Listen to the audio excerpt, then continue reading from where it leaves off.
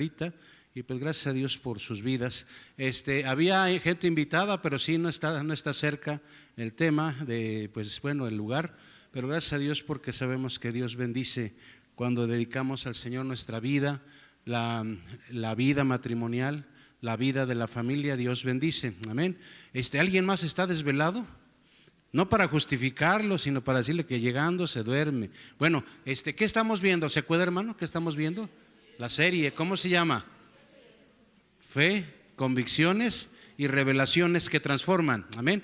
No sé si esté por ahí ya la presentación, si nos ayudan. Sí, te fuiste, ahí está. La escritura en la pared es el tema. ¿Lo ve ahí a la vista, hermano?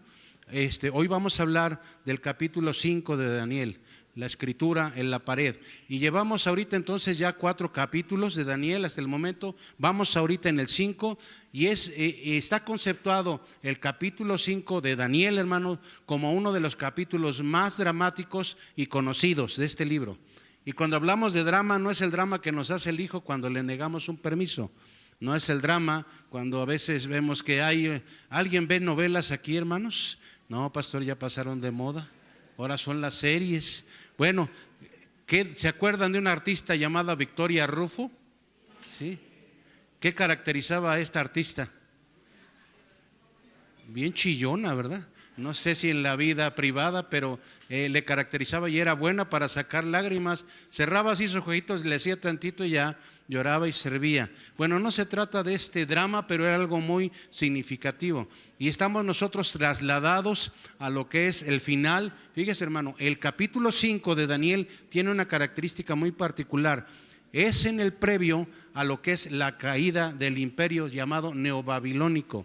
Y es en una noche donde estamos hablando que lo que vamos a leer hoy, o que se entiende que se supone que lo leímos en casa, pero nos vamos nosotros a concentrar a que vamos a leer lo propio antes de la caída inminente del imperio, en el cual hubo un Nabucodonosor, pero no hablamos de él en este momento, y fue invadido por lo que es un imperio también llamado el Medo-Persa, un imperio que le tenía el ojo en la mira a Babilonia y llegó e hizo pues su actividad.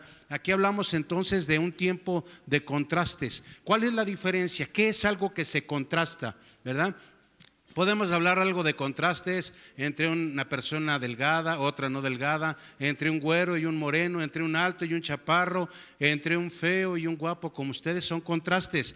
Cuando hablamos de contrastes en este capítulo 5, hablamos de la arrogancia humana frente a la santidad divina. Hablamos de la ceguera espiritual frente a una revelación, se le llama inequívoca, es decir, no admite equivocación. Hablamos del juicio inminente de Dios frente a una oportunidad final de arrepentimiento. Entonces el capítulo 5 como tal, hermano, no solo nos va a narrar acontecimientos bíblicos, sino que nos sirve como una forma poderosa de que se hable a nuestro corazón, se hable al orgullo, a la profanación, y que también se hable a la certeza de que Dios juzga. Hay juicio. Entonces, en el libro de Daniel, fíjese, en el capítulo 5, estamos hablando los tiempos anteriores al nacimiento de Jesús. Estamos hablando de más de medio siglo antes del nacimiento de Jesús. Está ocurriendo esto que leemos en el capítulo 5. Hablamos de 539 años promedio de esto, y estaba reinando para ese tiempo un rey llamado Belsasar. Todavía aquí aparece el personaje, la figura de, ¿qué figura aquí? Muy nombrada del libro de Daniel, es Daniel mismo. Hasta ahí va conmigo. Y Daniel fue un personaje muy particular. Reyes iban, reyes venían, y Daniel ahí estaba. A veces le hacían mucho caso, a veces no, y lo buscaban cuando le surgía y lo necesitaban. No es que era un tema de que estuviera ahí siempre y estuviera al tanto los reyes, no, se le necesitaba y le hablaban, y mientras tanto iba teniendo su lugar, iba teniendo su posición de carácter político, pero no estaba ahí siempre, y no se menciona siempre.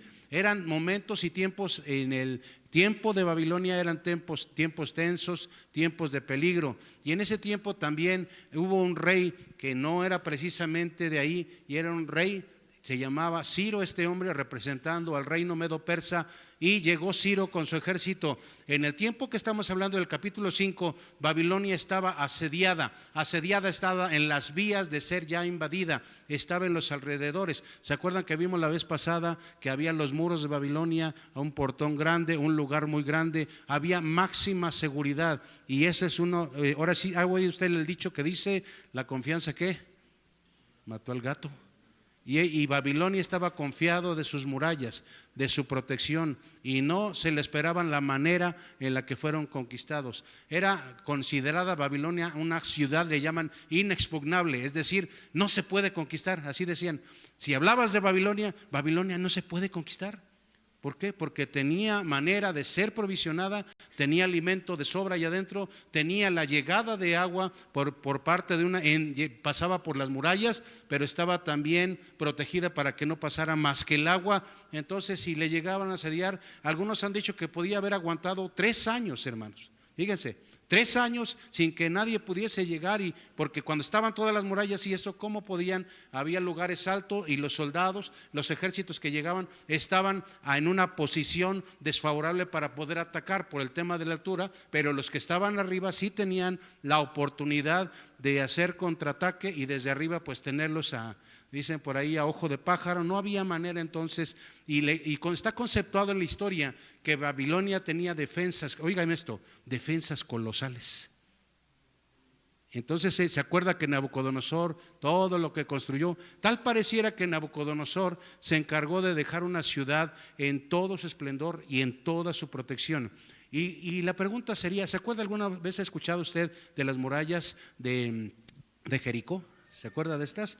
Bueno, las murallas de Babilonia tenían todavía más protección. Eran murallas de 27 kilómetros de largo, 7 metros de ancho.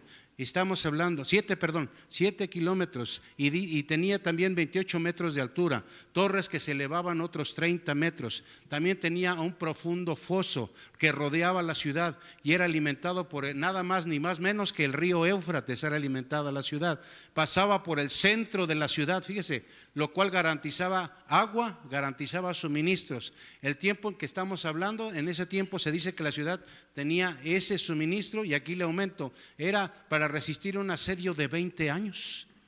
Entonces imagínense cómo estaban ahí las cosas hechas, con esa falta de sensación de seguridad. Fíjese, a veces algunos se confiaban de esa seguridad, algunos no, pero el rey Belsasar, fíjese, se sentía confiado, e increíblemente se dice que el rey Belsasar, ¿usted cree que el rey sabía que estaban siendo rodeados?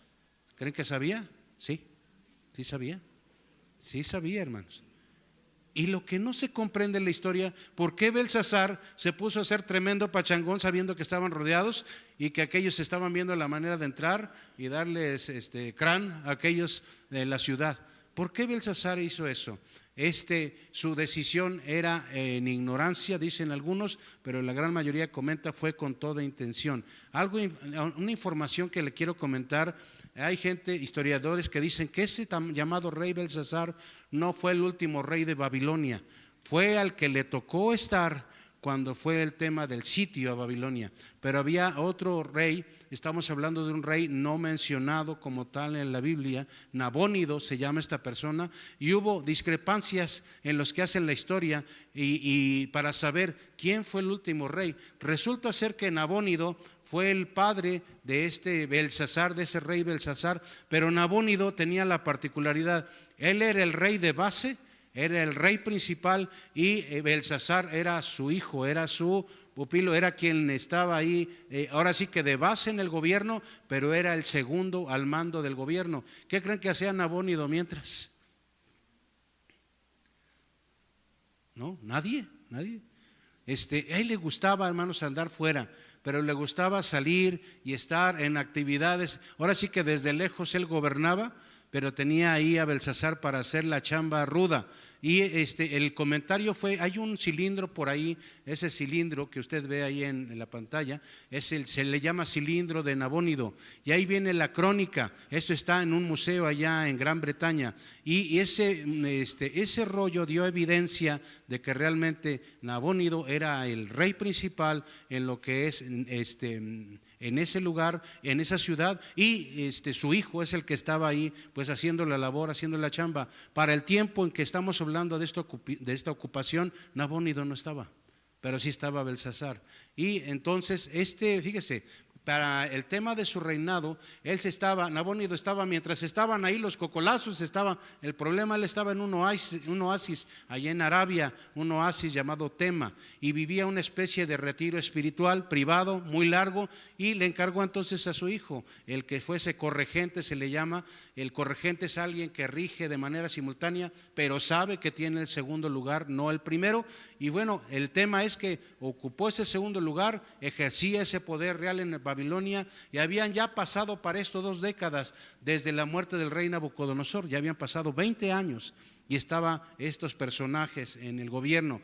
Y fíjese, Belsasar significa Bel, protege al rey. Cuando nosotros vamos, y yo quiero pedirle por favor que me acompañe el versículo 1 del capítulo 5, vamos ahí rapidito, del capítulo 5, y ténganme cuidado ahí con las diapositivas, por favor. Daniel, capítulo 1, versículo 5, versículo 1, dice: el rey Belsasar hizo un gran banquete, ¿a cuántos? A 1000 de sus príncipes, y en presencia de los 1000 que bebía vino. Imagínense, era un pachangón eso, y con mucho vino. ¿Qué pasa con tanta gente y donde hay mucho vino? Todo es felicidad, todo es buen comportamiento, no hay moquetes, no hay trancazos, excesos, muchas cosas. ¿Qué pasó en el momento de que Belsasar estaba en el banquete? Se dice que mientras este rey estaba ahí, aquí viene el tema de lo que le comentaba, en un acto de desafío, en un acto de arrogancia, porque no hay otra palabra, ofrecía ese banquete para 1000 de sus príncipes.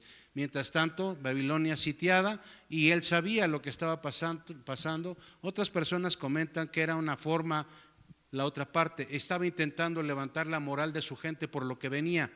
Hay 2 versiones. No sabemos, se intuye que es más el tema de que era una manera de decir presuntuosamente ni pueden, pero bueno, échenle ganas en lo que yo estoy aquí tomando, ¿no? Y él intentaba de alguna manera pues hacer las cosas a su modo. Versículo 2, Belsasar con el gusto del vino mandó que trajesen los vasos de oro y de plata que Nabucodonosor su padre había traído del templo de Jerusalén. Es decir, con el gusto de vino, cuando un concepto de hoy sería, ya estaba entonado, ya estaba avanzado en vino, ¿sí? Mandó traer las copas del templo de Jerusalén, y dice aquí la razón: para que bebiesen en ellos, ¿quiénes? El rey y sus grandes, sus mujeres y sus concubinas. 3. Entonces fueron traídos los vasos de oro que habían traído del templo de la casa de Dios que estaba en Jerusalén, y bebieron en ellos el rey y sus príncipes, sus mujeres y sus concubinas. Bebieron vino y alabaron a los dioses de oro y de plata, de bronce, de hierro, de madera y de piedra. Cuando hablamos de profanación, hermano, hemos escuchado usted y yo la palabra profanar, ¿sí o no? Cuando hablamos de profanación, fíjese, los vasos sagrados del templo de Jerusalén fueron profanados. ¿Qué diferencia hubo de esos vasos, de esos utensilios sagrados, entre lo que hizo Nabucodonosor y lo que hizo Belsasar? ¿Qué hizo Nabucodonosor? Se los trajo. ¿Qué hizo con ellos? Ahí los guardó. ¿Qué hizo Belsasar? Los usó. Hay un mundo de diferencia entre una cosa y otra, ¿sí? El clímax de esa blasfemia ocurre cuando Belsasar, cuando dice el gusto por el vino, trae los vasos de oro, de plata, y dice estos vasos habían sido santificados, estos vasos habían sido apartados. ¿Hasta ahí va conmigo? Habían sido apartados para la adoración a Yahvé, a Jehová, al usarlos para beber vino y además para alabar a sus dioses de oro. Ahí lo menciona, dioses de oro, dioses de plata, de bronce, de hierro, de madera y piedra. Belsasar cometió un sacrilegio y de carácter monumental, y eso se le llama profanación. Y cuando se interpreta este tema de la profanación, no solamente fue el tema de la ebriedad de estas personas, es una declaración, fíjese, lo conceptúan como esto, es una declaración teológica de desafío, deliberado al Señor. Eso es una declaración de esa manera. Al beber de las copas del Señor para honrar a sus ídolos, lo que hizo el rey Belsasar fue proclamar que sus dioses habían vencido al Dios de Israel, al Dios del cielo. ¿Eso era una provocación o no? Para él estaba en su asunto, estaba en su onda, no sabía, pero eso fue. Y era una manera de humillar, sin darse cuenta, vamos a concederle ese, comillas, beneficio de la duda. Era una manera de querer humillar al Dios de los israelitas y humillándolo. Entonces se manejó un desafío directo al Dios del cielo. Y un comentarista por ahí llamado John Trapp dijo: ese desafío lo hicieron como si estas deidades de Muladar hubieran dominado y arruinado al Dios de Israel. ¿Y sucedió esto? Pues no, nunca sucedió. ¿Qué nos dice el versículo 5? En aquella misma hora, ¿qué dice? Aparecieron los dedos de una mano de hombre que escribía delante del candelero sobre la encalada de la pared del palacio real, y el rey veía la mano que escribía. A mí me llama la atención esto. Cuando yo era muy niño, me hablaban de estas cosas y yo visualizaba, hermanos, ¿qué será? Pues no podía yo decir que estuviéramos bien borrachos, ¿verdad? Porque decía, ¿qué será que estemos en el templo? No, pues de entrada no vamos a estar borrachos, ¿verdad? Pero ¿qué será eso que estás ahí pues tranquilo, relajado, y de repente que ves que sale de la nada? Pues no sale un cuerpo, no sale una cabeza, no salen unos pies, pero sale una mano y empieza a trazar. Y dice que ahí había, fíjese, por lo que ubica ahí el versículo, se está escribiendo en un lugar alumbrado, número 1. Se estaba escribiendo en un lugar que era transcribible, es decir, dice que había ese tipo de material donde se escribió, se marcó y se quedó ahí escrito esas letras. Pero imagínense que sale eso de la nada, o sea, no hay explicación lógica. ¿Qué pasa por tu mente? No, es la única vez. Nosotros lo hemos leído eso y se nos hace referencia, se nos hace, los que llevamos tiempo en la palabra, algo familiar. Pero ¿qué pasa si jamás hubieras visto eso y de repente te aparece una mano grande y empieza ahí a escribir? ¿Qué es esto? ¿Qué es esto? ¿No? Los que se espantan más hasta les pasarían cosas desagradables, pero ¿qué es esto? Imagínense, a este rey estaba, pero hermanos, ¿han visto eso? ¿Han oído ustedes de que cuando alguien está bien borracho y le llega una impresión fuerte y hasta se le quita la borrachera? Yo quedo claro que a Belsasar se le quitó toda borrachera, se le quitó lo entonado, hermano. Fíjese, estaba en ese apogeo de la blasfemia y el simbolismo de los dedos de Dios ahí fue una sentencia que le condenaba. Y no nada más a él le condenaba, sino condenaba a todo el pueblo. En la teología bíblica, los dedos de Dios, fíjese usted, los dedos de Dios representan su poder y representan autoridad directa. Si tú y yo nos vamos a Éxodo 8:19, los hechiceros egipcios reconocieron las plagas como el dedo de Dios. Si nos vamos a Éxodo 31:18, los 10 mandamientos son escritos en tablas de piedra por el dedo de Dios. ¿Sí? Entonces cuando Dios se manifiesta dentro de sus teofanías, una de ellas ha sido el escribir, una de ellas es expresarse de esa manera. No todo lo ha hecho verbalmente, ha usado diferentes formas. Y si tú y yo nos vamos ya al versículo 6 del mismo capítulo 5, nos encontramos con esto. Entonces, ¿qué? El rey palideció, se le quitó la borrachera, el brillo de su rostro cambió, perdió el color, tuvo un shock. Ahí le estoy diciendo lo que los comentaristas dicen. Le pasaron muchas cosas, fíjense. Su rostro se demudó, perdió color, tuvo un shock emocional y dicen los que dicen que saben, y le dio un terror sobrenatural. Y fíjense, hay algo que a mí me llama la atención de Belsasar. ¿Ha oído usted el dicho que dice, tienen cola que le pisen? ¿Ha oído eso? ¿Qué creen que habrá pasado con Belsasar y que vio algo sobrenatural? ¿Creen ustedes que se imaginó que algo debía? ¿Sí o no? Claro que sí, claro que sí.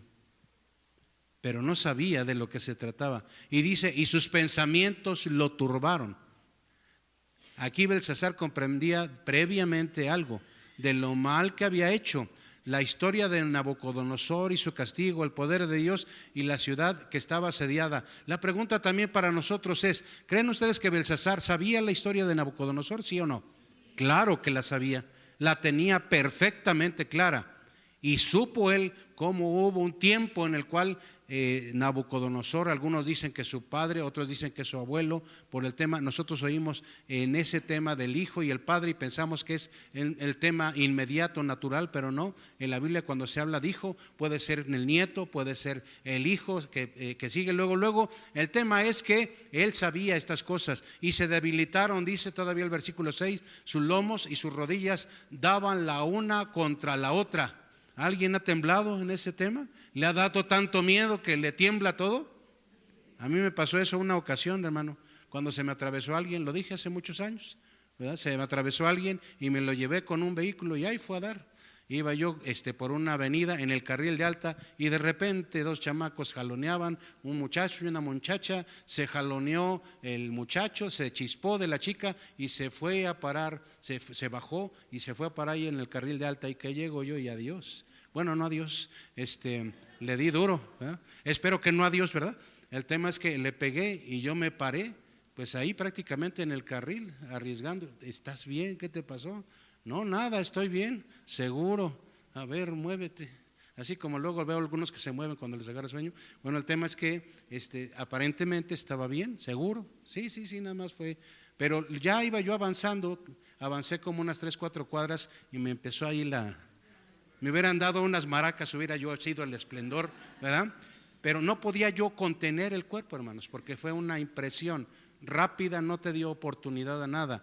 En el caso de este hombre, en el caso de este rey, no cabe duda que el miedo le hacía que se moviera y todo, hermanos. Se debilitaron sus lomos y sus rodillas daban la una contra la otra. Esto quiere decir que estaba temblando de la impresión, ¿sí?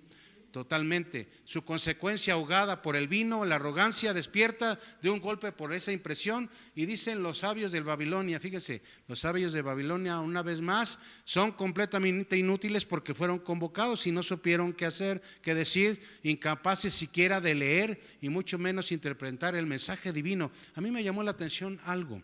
Lo que estaba escrito ahí era en idioma arameo. Mi pregunta es, los hombres sabios, los magos, todas estas personas, ¿no sabían el idioma? Sí. ¿Por qué no lo supieron leer? Si sabían el idioma. ¿Por qué? Era el dedo de Dios, era la mano de Dios, era algo muy específico. Y ahorita voy a llevarle el tema de lo que fue escrito esa ocasión en la pared. Vamos al 7. El rey gritó en alta voz que quisieran venir a sus magos, caldeos y adivinos, y dijo el rey a los sabios de Babilonia, ¿qué dice? Cualquiera que lea esta escritura y me muestre su interpretación, ¿qué dice? Será vestido de púrpura y un collar de oro llevará en su cuello y será el tercer señor en el reino. Si a mí me dijeran, bueno, ¿qué valoras más? Lo último. Claro, los dos primeros no tanto.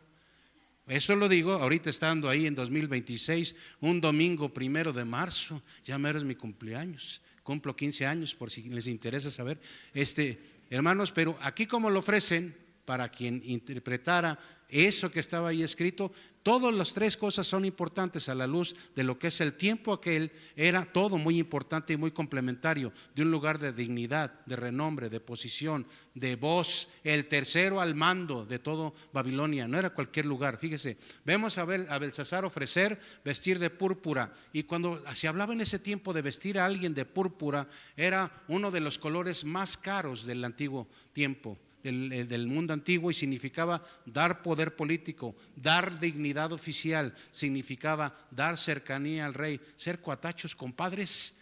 Eso significaba, hermanos, el vestir de color púrpura a alguien, y teniendo también una elevación social de manera inmediata. Es decir, te he visto, ya estás socialmente en mi posición. A ese nivel estamos hablando. El collar de oro, ¿qué significaba? Que quien lo recibía adquiría también una posición de carácter administrativo, operativo, de manera real, se le daba esa posición, y al también que le interpretara esa visión le daría tercer lugar en el reino. La pregunta es, ¿por qué tercero? ¿Por qué no el segundo? ¿Por qué no el primero? Porque Belsasar era el segundo, ni modo que le diera el lugar de él, ¿verdad? Por eso está mencionando, era él tercer lugar en el reino. ¿Por qué? Primero era Nabónido, el que estaba ahí cuando calienta el sol aquí en la playa, aquí en el oasis, ¿verdad? y luego Belsasar, que estaba ahí activo, por eso se le ofreció el tercer lugar. Y vemos aquí que hay escritos que mencionan a Nabucodonosor como padre de Belsasar, pero el comentario es recordando entonces que se puede decir que podría ser su hijo, podría ser su nieto, sí, pero estamos hablando de que a veces no era un tema incluso que fueran en descendencia precisamente congénita, pero era el que continuaba, era el que tenía a su favor. Y entonces hablemos de que Nabucodonosor podía haber sido el abuelo de Belsasar en ese tiempo. Y Daniel 5 versículo 8 dice: entonces fueron introducidos todos los sabios del rey, es decir, los trajeron. Ahí literal, hermanos, no era vente y ahorita córrele, aquí te esperamos, no, eran llevados, pero no pudieron leer la escritura ni mostrar al rey, ¿qué dice? Su interpretación. Entonces el rey Belsasar, ¿qué dice? Se turbó sobremanera. Ya estaba ahí sacado, desubicado todavía más, y palideció, y sus príncipes estaban perplejos, es decir, nadie sabía nada. Y ese asunto ahí, yo me pongo a pensar en lo que mandan a traer estos amigos, en lo que se le quedan viendo y ponen cara de what, ¿qué hacemos? ¿Cuánto tiempo habrá pasado? No dice la Biblia.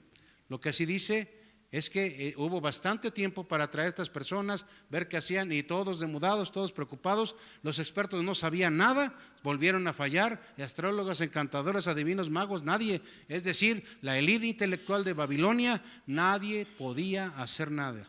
Y para ese tiempo aquellos de la élite, ¿sí?, era la gente de ciencia, era la gente de la religión, era la gente de la filosofía, y nadie sabía nada. No sé a qué me suena esto en estos tiempos. Fíjese, no había revelación. Entonces el rey todo turbado, aterrorizado, y ellos confundidos. Y fíjese qué nos dice el versículo 10. La reina, ¿qué dice ahí? Por las palabras del rey y de sus príncipes, entró a la sala del banquete y dijo: Rey, vive para siempre, no te turben tus pensamientos, ni palidezca tu rostro. Tantito una pregunta ahí, ¿estaba la reina anteriormente o no? ¿Estaba convocada con sus príncipes? Pues qué cuate, ¿verdad? No estaba invitada, bueno, pero ahorita que urgía, ella se enteró, vino. Y el 11 dice: en tu reino hay un hombre en el cual mora el espíritu de los dioses santos, y en los días de tu padre se halló en él luz e inteligencia y sabiduría, como sabiduría de los dioses, al que el rey Nabucodonosor, tu padre, acuérdese de eso, puede ser su padre, puede ser su abuelo, oh rey, constituyó el jefe sobre todos los magos, astrólogos, caldeos y adivinos. Versículo 12, por cuanto fue hallado en él, ¿qué? Mayor espíritu y ciencia y entendimiento para interpretar sueños y descifrar enigmas y resolver dudas. Aquí hay un comentario. Cuando dice aquí la reina, fue hallado en él mayor espíritu, ¿verdad? Es como si quisiéramos equiparar, ahí les voy, hermanos, como una gota de agua con el mar. No sé si me explico. Hablando de la sabiduría, hablando de la ciencia, hablando del entendimiento. Para esta mujer comparaba y decía mayor, pero estos tienen su valía. Y espiritualmente hablando, hermanos, esto de acá, la inteligencia, la sabiduría, todo esto que estas personas tenían, nada que equiparar y comparar con la sabiduría dada a Daniel para revelar esas cosas que en su momento había que revelar, ¿sí? Y dice, esto es, seguimos con el 2 en el mistiquio B, esto es en Daniel, al cual el rey puso por nombre Belsasar. Llámese pues ahora Daniel y él te dará la interpretación. ¿Sí? ¿Están conmigo? Ahora, la intervención de esta reina, la reina madre, está llamada así como tal, probablemente dicen que era la esposa de Nabónido. Entonces, híjole, quién sabe, yo creo que estaban agarrados del chongo la reina y Nabónido, porque él estaba ya en el lugar de descanso y ella pues estaba ahí a la mano. No se comenta nada, o se comenta que podía ser también la hija de Nabucodonosor. Entra entonces y recuerda esto al rey acerca de Daniel. Su testimonio fue entonces revelador. En tu reino hay un varón. ¿Lo conocía Belsasar o no? ¿Cómo la ven? Más bien era un tema de recordarle, ¿verdad? Porque ni modo que al saber la historia de Nabucodonosor no supiera de Daniel. Claro que sí, claro que sí. Le recordó de algo. En tu reino hay un varón en el cual mora el espíritu de dioses santos. A pesar de los años y de los cambios de régimen, fíjese, hermano, qué importante es, la reputación de Daniel estaba intacta. Y había pasado tiempo. ¿Cuánto había pasado? 20 años, 20 años, ¿sí? Y esto seguía, eso había quedado marcado, esa reputación. La recomendación entonces de la reina incluía, y lo dijo, hablando de Daniel, hubo elogios, comentó que había excelencia. Estoy haciendo un resumen: elogios, excelencia de espíritu. Hay conocimiento en ese hombre Daniel, hay entendimiento, hay interpretación de sueños, hay revelación de enigmas, hay solución de problemas. ¿Quién no quisiera conocer a una persona así? ¿Sí o no? ¿Qué le dirías a una persona así si te la encontraras? Adivíname el futuro, ¿no? ¿Sí o no? Ahí yo creo que haríamos una tontería, pero a ver, a mí léeme la mano, ¿verdad? Tampoco sería bueno eso, claro que no, no sería bueno. Pero llamaría la atención un personaje así. ¿Qué hizo Belsasar entonces? Versículo 13. Entonces Daniel, ¿qué? ¿Gustas venir, Dani? ¿Puedes venir? ¿Qué dice? Fue traído delante del rey y dijo el rey a Daniel: ¿eres tú aquel Daniel de los hijos de la cautividad de Judá que mi padre trajo de Judea? Ahora hay algo aquí importante. Una cosa es saber de Daniel y otra cosa haberlo visto, haberlo convocado. Él sabía todo esto. Y el versículo 14: yo he oído de ti que el espíritu de los dioses santos está en ti. ¿A quién le recuerda esto? A Nabucodonosor. A Nabucodonosor, lo mismo, ¿sí? Y que en ti se halló luz, entendimiento y mayor sabiduría.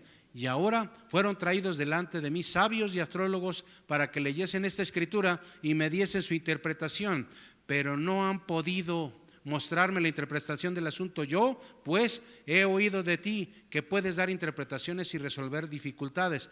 Si ahora puedes leer esta escritura y darme su interpretación, serás vestido de púrpura, y se repite, y un collar de oro llevarás en tu cuello, y serás el tercer señor en el reino.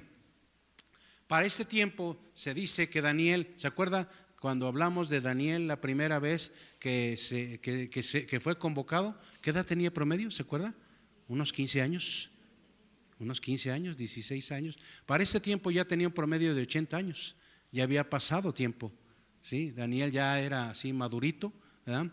Y se encuentra, fíjese, una vez más se encuentra él en una confrontación en la cual hablamos de lo pagano y un Daniel que representaba la sabiduría de Dios. Aquí hay contraste nuevamente, ¿sí? ¿Por qué? Este contraste, cuando hablamos de Daniel, hablamos de un personaje que estaba en una situación humanamente hablando dispareja, para que me explique yo. ¿Por qué? Porque estamos hablando de un Daniel que era súbdito, que había sido nombrado, había sido reconocido, había sido posicionado anteriormente, pero en ese vaivén de los gobernantes, ¿se acuerdan ustedes en la política cuando llega otra persona a un puesto político? ¿Qué pasa con su gente? Lo van haciendo a un lado, de plano lo sacan. Entonces se menciona que eso pasaba, y cada que había esa necesidad se acordaban de Daniel y era convocado. Pero era un hombre que estaba en un ámbito de carácter político, pero también era un profeta. Se va a oír raro el asunto, era un profeta político, ¿verdad? Pero era movido de esa manera. Y quiero que por favor me ayude con lo siguiente. Usted va a leer con su vista la Reina Valera, el capítulo 5, los versículos del 17 al 24, y yo lo voy a leer en otra versión que es en la Biblia de las Américas, para que hagamos un comparativo. Le voy dando los versículos y usted se va, y yo lo voy leyendo en otra versión. 17. Entonces Daniel respondió delante del rey: sean para ti tus regalos.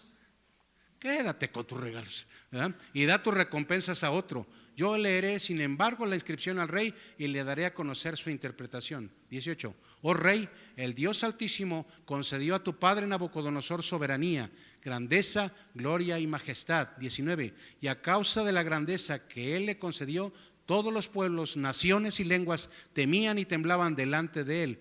A quien quería mataba y a quien quería dejaba con vida. Exaltaba a quien quería y a quien quería humillaba. 20. Pero cuando su corazón se enalteció y su espíritu se endureció en su arrogancia, fue depuesto de su trono real y su gloria le fue quitada. 21.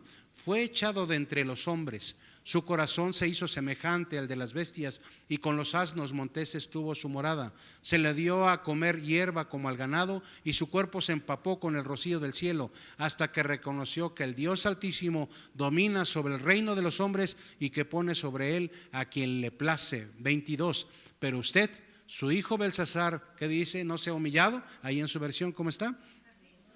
No se ha humillado su corazón, aunque sabía todo esto, sino que se ha ensalzado usted contra el Señor del cielo, y han traído delante de usted los vasos de su templo, y usted y sus nobles, sus mujeres y sus concubinas han estado bebiendo vino en ellos, y han alabado a los dioses de plata y oro, de bronce, hierro, madera y piedra, que ni ven, ni oyen, ni entienden. Pero al Dios que tiene en su mano su propio aliento y es dueño de todos sus caminos, no ha glorificado.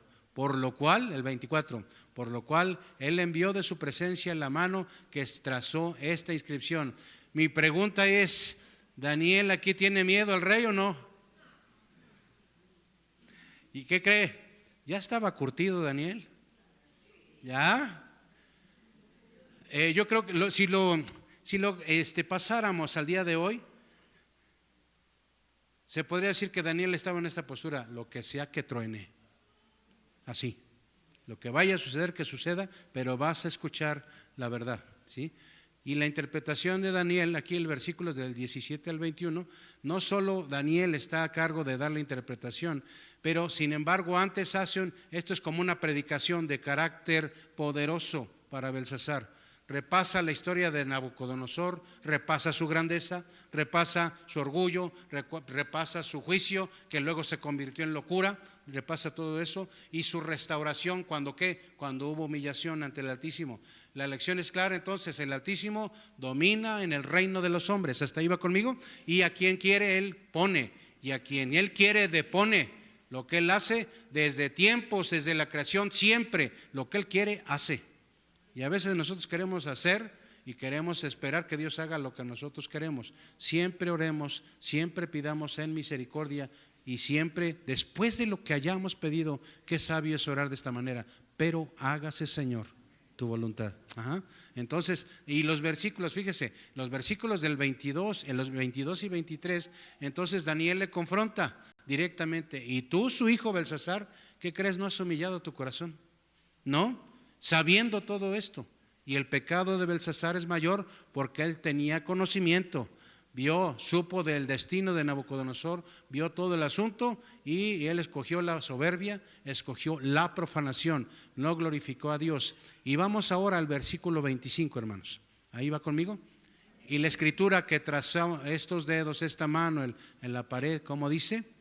Mené, Mené, Tekel, Uparsin. Algunos dicen Uparsin, otros dicen Uparsin, y ahí algunos se ponen al lugar: no, es en la A, no, es en la I. Pues te quiricen, tranquilos, donde gustes, pero el tema es que estaba eso escrito. Y dice la interpretación en el 26, esta es la interpretación del asunto, ¿sí? Dice: Mené, Mené significa contó Dios tu reino, ¿qué? Y le ha puesto fin. Y dice, ¿cuántas veces está Mené? 2 veces.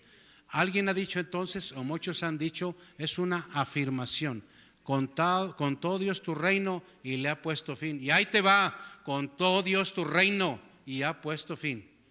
Y luego Tekel, pesado ha sido en balanza. Ahí dice: y fuiste hallado falto. Es decir, le dice: contó Dios tu reino, vio qué estaba pasando ahí, ¿sí? Ha decidido ponerle fin 2 veces. Y luego dice: has sido puesto en la balanza y te faltó peso, has sido hallado falto. Y en el otro, como dice Mené, Mené, ¿qué dice? Tekel, Uparsin. En el Uparsin hay algunos que dicen Uparsin o Uparsin o Pérez. Dice: tu reino ha sido roto y dado a los medos y a los persas. Se dice en resumen: Belsasar ha sido declarado en bancarrota. Y hay una tablita que quiero que me ayuden poniéndola. Ahí está lo que es el significado. Acuérdense de algo, o los que saben, en el arameo no se lee como nosotros escribimos, de derecha a izquierda, de izquierda a derecha, ¿sí? Se escribe y se lee de derecha a izquierda. Y cuando hablamos nosotros del Mené en el arameo, escúchelo en el arameo, escribiéndolo así como lo está usted viendo, de su derecha a su izquierda, Mené quiere decir Mená en lo que es el arameo: Mená, Elajá, Malcutá, Beshmelá. Dios ha contado tu reino y le ha puesto fin. Y al mencionarlo 2 veces, esto, fíjese, no nada más es un énfasis, está queriendo decir: esto es para allá, es en este momento. Fíjese, no nada más es incisivo, está diciendo es ya, es en este momento. Y cuando dice tekel, en el arameo es tequiltá, vemos allá, beistacá, casir. Y quiere decir ha sido pesado en balanza y hallado falto. Y en el que dice uparsin o perez es en el arameo perisat, malkutá, vigibat, lemadá y furás, que quiere decir tu reino ha sido dividido y es dado a los medos, a los persas. Entonces, imagínense, ya la revelación ahí está. ¿Estamos, hermanos? ¿Sí? ¿Qué creen que pasó por Belsasar? Ya está ahí la revelación, ya está el secreto, ya está lo que te preocupaba. ¿Y qué dice el 29?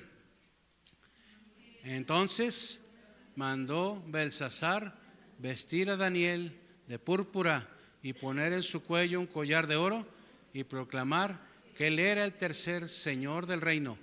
La misma noche fue muerto Belsasar, rey de los caldeos, y Darío de Media tomó el reino, siendo ¿qué? De 62 años. Aquí me deja muchas lecciones, muchas evidencias claras de lo que pasó, hermanos.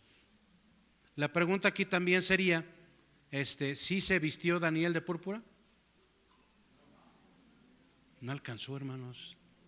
Sí alcanzó él a recibir en su cuello un collar de perlas, o un collar de oro, perdón, ¿no?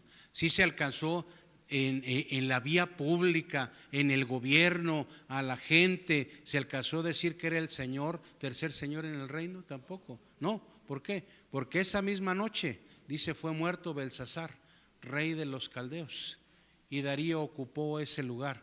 Y bueno, hay comentarios y que dicen precisamente eso, que no se pudo cumplir con esas promesas.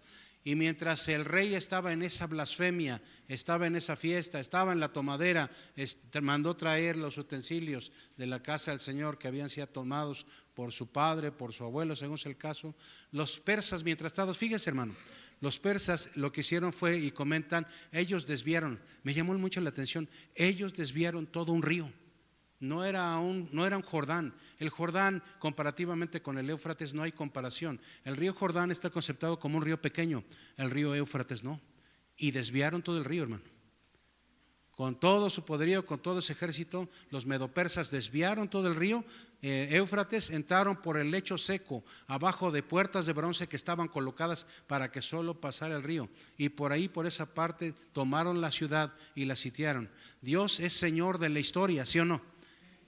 Y cuando el Señor dijo que su reino iba a ser quitado, Él, ¿qué cree que habrá pasado con los medo-persas? ¿Les habrá ayudado el Señor para esa conquista, sí o no? Claro, claro, porque había llegado. ¿Por qué el tema de ese juicio o de ese sitio para Babilonia? ¿Por qué, hermano? ¿Por qué cree usted que pasó esto? ¿Por qué Babilonia fue sitiada? Pues es que primero a Nabucodonosor hizo todo. ¿Qué hizo Nabucodonosor? Fue usado por Dios para poner ese castigo al pueblo de Dios porque no le habían buscado, porque estaban en idolatría, porque estaban todo esto. ¿A quién usó? A Nabucodonosor. Llevó a los príncipes, llevó a mucha gente, no solamente a ellos, y llegan a Babilonia. Estando en Babilonia, ¿qué pasó con ellos, hermano? Fueron reprogramados todos los que estaban ahí a hacer las cosas al modo de Babilonia, al modo de sus dioses, al modo de su gente. Pasa el tiempo, pasan los años, y pasaron muchos años, incluyendo cuando llega el tiempo de Daniel, hermano. Cuando llega a él, ya no se menciona más acerca de Sadrach, Mesach y Abednego, no se menciona de sus amigos en ese tiempo, en ese capítulo, pero sí se menciona de Daniel, es convocado, y llega el momento en que Babilonia es sitiada. ¿Por qué Babilonia es sitiada? Babilonia fue usada para castigar, pero Babilonia, fíjese, no se nos olvide que Babilonia fue una nación, fue un pueblo, fue un lugar que maltrató a mucha gente, oprimió a muchas personas, y el juicio divino de Dios llegó en su tiempo para Babilonia. ¿Qué sucedió? Tocó en el tiempo de que fuera Belsasar. ¿Y quién llegó a esta nación? Si nosotros nos fijamos en la historia bíblica, las naciones, los de Media y los de Persia, eran gente y enemigos al pueblo de Dios también. Son parte de ellos también. Pero el Señor, fíjense, a mí a veces, yo sé que para algunos se va a oír medio irreverente el asunto, pero no es un tema en el que el Señor esté moviendo las piezas de un ajedrez. Pero lo que el Señor sí hace es mover las cosas de tal manera que Él siempre, óigalo de esta manera, el Señor siempre se va a salir con la suya. Y así debe de ser, no debiese de ser de otra manera. Pero llama mi atención cómo cuando la gente, cuando los reyes, cuando las naciones querían abusar todavía más. Mi pregunta, ¿qué habría pasado, hermano?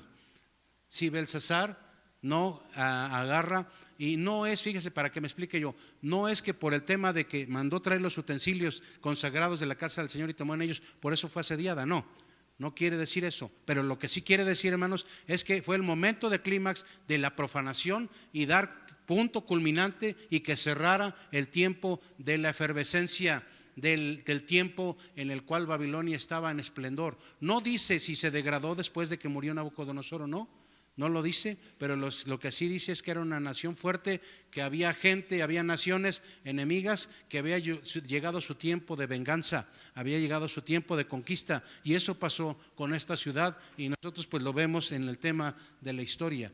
Y bueno, esta es una parte importante. Y fíjese, hermano, hablemos ahora ya para estar cerrando, para que no nos gane el tiempo.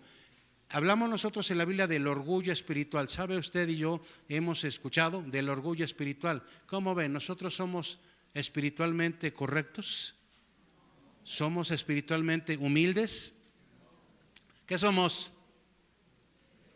No me voy a decir, pastor, yo soy una llaga podrida. Soy un pecador que no merezco que ni me vean, y te vas a tirar para que yo vaya y te levante. ¿Qué somos, hermano? Fíjense, tengo que decirlo, hermanos, fíjense, somos cristianos, asistimos a la casa del Señor. Ayer estaba platicando con una persona y me decía, porque sabían que iba a haber una ceremonia religiosa, y le pusieron ahí en la invitación ser una ceremonia cristiana, ¿sí? Y esta persona es gente de por allá, y me preguntaba, ¿y ustedes quiénes son? Porque en mi ciudad hay 2 iglesias de estas cristianas, pero son diferentes. ¿Por qué son diferentes? Yo le voy a decir, yo ni las conozco, ¿cómo te puedo decir, verdad? Si son diferentes o no. Pero el tema es que intenté decirle esa diferencia, y le abordé a él para entender el tema del evangelio. No había mucho tiempo, en la teoría había que iniciar ya con esa ceremonia, ya estaba la novia para allá afuera, ¿verdad? Cuando yo platicaba con esta persona, hablando de quién es Dios y su mensaje, escuchaba una persona, más bien estaba una persona atenta al escuchar el evangelio, pero ese oído atento era por un interés legítimo de saber de la palabra, ¿verdad? Y le hablaba yo del tema de las religiones. Al Señor le encanta instaurar religiones aquí y allá. Dios vino a implementar religiones como el interés tal de la religión, ¿no? ¿Qué vino a hacer el Señor? ¿Qué es el evangelio? El evangelio es el mensaje, es ese buen mensaje, ese único mensaje en el cual hay salvación para los hombres. Y nosotros en respuesta a ese evangelio, nosotros creímos en Jesús y somos salvos ahora, ¿sí o no? Llevemos una vida en Cristo. Pero la respuesta o la pregunta sería, entonces, ¿es una vida victoriosa? ¿Es una vida en la cual es fructífera, en la cual vamos avanzando a la manera de Jesús?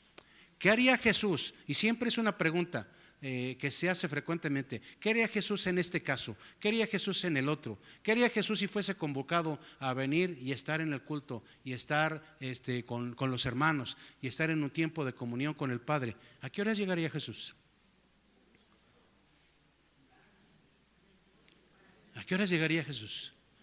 ¿Cuánto tiempo oraría Jesús? Ahora, ahí va otra pregunta, hermanos. ¿Cuánto tiempo Jesús estaría viendo comedias? ¿Cuánto tiempo estaría Jesús en el TikTok? ¿Cuánto tiempo estaría en el Twitter? Y perdón, y ahí va, ¿cuánto tiempo estaría en el chisme? Fíjense, les voy a decir la última que hasta me dio risa, ¿verdad? Y lo tengo que decir desde aquí, fíjense, hermanos. Ahora que mi hija tuvo que ser intervenida y que la operaron y todo lo demás, ¿verdad? Y estuvo ahí con sus hoyitos que hay que hacerle por la operación, y estuvo allá, nosotros ahí desvelados y todo lo demás. Le inventaron que ella estuvo embarazada y con un legrado. Y yo me quería hasta enojar, hermano, y dije, Señor, hasta luego me dio risa, ¿verdad? A mí luego me inventan cosas también, ¿verdad? Y a veces yo en el pasado hubiera sido de esos que, a ver que me lo comprueben, escrito, a ver, fotos y a ver todo lo demás. Pero yo ya entendí algo, hermano. ¿Sí? Yo ya entendí algo. Yo sirvo a mi Señor, me humillo delante de su presencia, y quien esté haciendo las cosas mal, ahí te lo encargo. Eso es tu asunto, Señor. Yo a lo que estoy contigo, ¿verdad? El Señor Jesús de nosotros quiere, fíjese, vidas en humillación, vidas no orgullosas, vidas obedientes. Hay gente que si yo me acerco con alguno de ustedes a llamar su atención y exhortarles, se me enojan. Y ya se me quieren salir algunos de la iglesia. Y yo también aprendí algo. Yo voy a llamar, voy a exhortar, voy a animar, pero no voy a estar llevando rastras como un niño pequeño a quien no quiere, hermanos. Necesitamos madurar. Y fíjense, parte del orgullo es orgullo espiritual. Fíjense, ahí le voy, hermano. Parte del orgullo espiritual es pensar, fíjese, ahí le voy, pensar que somos maduros y no requerimos que nadie nos diga nada. Eso no es humildad espiritual. Llámele como quiera, pero eso no lo es. Hay gente dentro de la iglesia que necesitamos humillarnos delante de la poderosa presencia. Bueno, yo sé que somos todos, pero hay algunos que de manera muy particular, porque nos dicen mi alma y queremos casa aparte, es decir, no nos puede decir tantito porque ya amanece el espíritu caldeado y nos enojamos y empezamos con cosas. Hay gente que yo le invito, ven hermano, no te hemos visto, ¿verdad? Y dice, sí, hermano. Y por dentro, yo les digo porque sé de lo que hablo. ¿Y qué sabe de mi vida? ¿No sabe por los problemas que he pasado? Y yo cuando le pregunto a alguno, ¿cómo estás? Bien, todo bien.